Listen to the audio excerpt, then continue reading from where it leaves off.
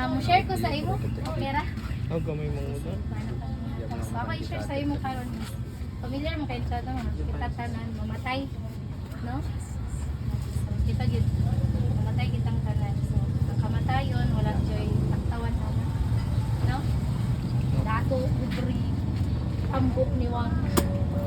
No, bata tiguna. So, wala joy laktawan ang kamatayon. So, naman ang kamatayon. Asa gikan, nanong nahitabo man, ang talang tao mamatay na. Alam sila, nahitabo sa sala. No? So, kung sa sala, ang talang tao mamatay. So, kaila ka ni Adan Ugeva. Kaila ka. So, si Adan Ugeva sa unan, isugod sila sa dito nagsugod ang ayun. So, karon tungod kay mamatay ng gitang tanan, naay solusyon ka kada din. Ano sa man ang solusyon? Mao si Jesus Christ. No? Yan nga daw para sa ato para mamatay man taning katibutan. Matagakan kanya ginamon mo kay katibutan. Pag mutuo ta kita sa iyo sa pulong sa Ginoo nga kung ikaw mutuo o sa kinasing-kasing imoy pasundayag na si Jesus Christ Lord, si Jesus Christ ang Ginoo. Saad na sa Ginoo makabaton gyud kang kinabuhi ulay katapusan. Na sumamatay man ta diri, mamatay man gid ka tanan. Ang logic is kung mamatay ka na walay Jesus, walay relasyon sa Ginoo, tigad no gyud. Mamatay ka nga na kay Ginoo, nay Jesus, langit gyud ka. So ingana ra ka simple ang kanang kinabuhi na sa kalibutan. So kadasig na mo nga samtang libre may dai. Oh, sistem mo ta. Oh, batang pagin mo sa samtang dili aksidente nga nakapiti sa imo karon. So I believe si Lord way padala sa imo sa imo. So sa young age, siguro una to na tayo relasyon sa Lord. Siguro na to ang atong communication sa Lord. Nadawan na si Jesus na magluwas para mamot lang sa atong kamatay. Secure na ta. Ay, sa tuwa pa nila po sa kalibutan. Si Jesus sa tuwa niya ang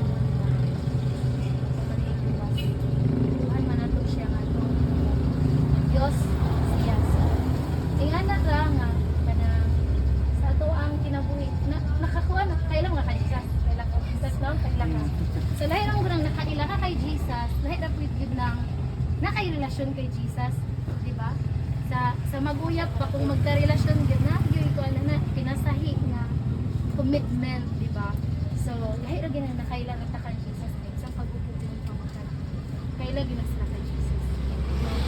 Salamat sa Ginoo nga nakakaroon sa pagkaroon. Ang Ginoo mag-bless sa imuha and sa imuha bang 16 years old na-confess na ba siya na Jesus is your Lord? Wala ka? Wala pa? Naglibog pa ka so murag wala ka no? So karon from your heart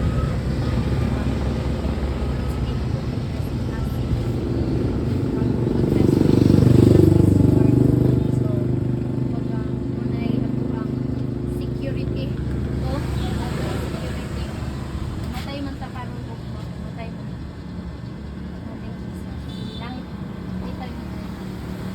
Ingana ra mo tay bad news.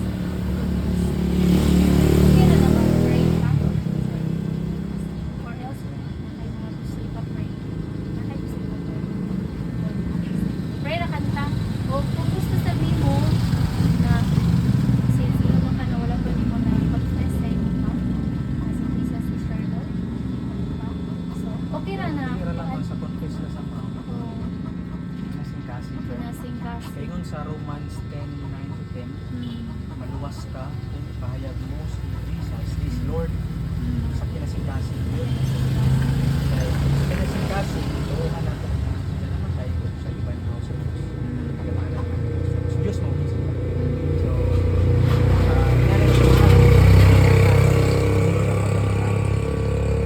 nilo to discern sa pag-ibig sa sala.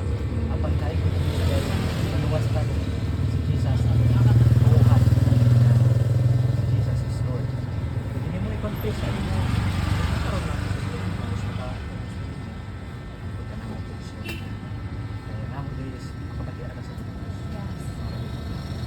Pero dili na gyud aksidente kay matod pa sa ang tulong sa Romans 10:17. Ang pagpaminaw, ang pagtuo magsugod sa pagpaminaw sa tulong sa sama ka ni sir. So, pero kan sa mga taga-sisi. Pray ka? Begin mo mag-proceed mo sis, no? Sige, let us pray. Let us pray. Hallelujah, Father God, salamat Lord sa kinabuhi ni Sis Christy Ginoo. Dili aksidente Lord, na namit na mo siya Ginoo, na mo siya diya. Diri Ginoo sa kanila bayra na pinagapit Lord, ang Lord na may plano sa kinabuhi Ginoo lang.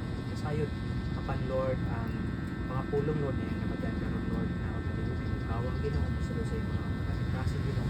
Yung pulong na Ginoo Lord, maluwas sa Ginoo kung mayapan i-confess na ikaw Diyos Ginoo sa kinasikasan ngayon. Lord, between kay Sis Christy o sa imo ra Ginoo ang pagtuo na naa sa diha kaniya kaniya Lord. Lord, salamat sa kinabuhi kasi mag-bless sa yang pangita Ginoo, negosyo, trabaho Ginoo sa kanila Lord. Tubok niya pamilya Ginoo, panalangin natin mo Lord sa mga kalapasan